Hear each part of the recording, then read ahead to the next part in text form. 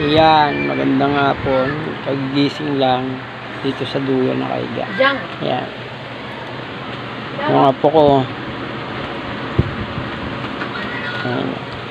Ano ba yan? Bibo yan. TikTok. Ayan. Ayan.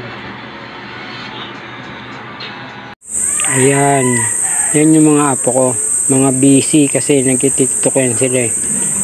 Yan no. Ang pogi ko pala pagka bagong gising eh. O yun oh. Umikab pa oh. Wow.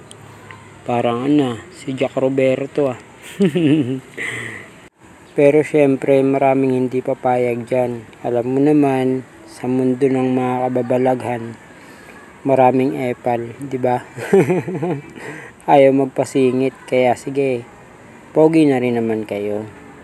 Konti nga lang, hindi kagaya ko puro. Grabe, sulit na sulit yung day off ko dyan. Ayun no, mga apo ko yan. Yan, mga anak ng pamangkin ko. Apo ko sa pamangkin, di ba? Ganon. Alam niyo yun, mga nagpa-practice, ayaw nila magpakuha sa vlog, pero wala eh. Ganon talaga. Kailangan natin isama. Lahat na nakapalibot sa loob ng kantong ano na yan, poste ng bahay, sakop yan. Hindi, try natin ulit kasi mag voice over, di ba?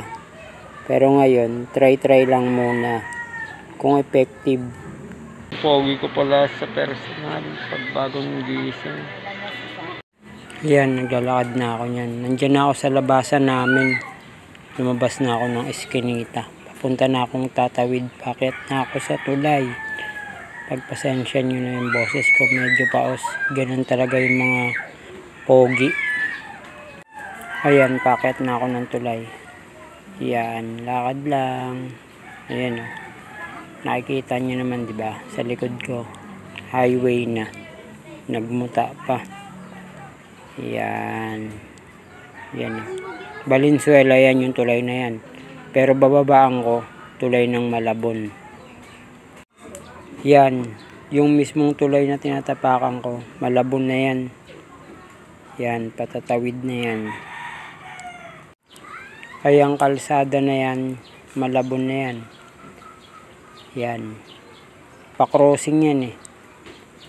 Tatawid. San Diego. Tapos Alfonso. Ayan.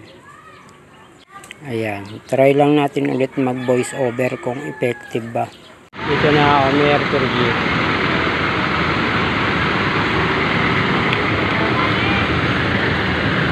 Okay na, nakalabas na ako ng Mercury. Ito binili ko.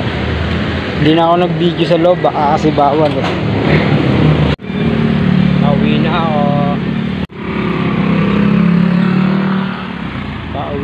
Pauwi na. Ito yung binili ko. Hindi na ako nag-vlog sa loob ng Mercury kasi baka bawal eh. Maraming salamat.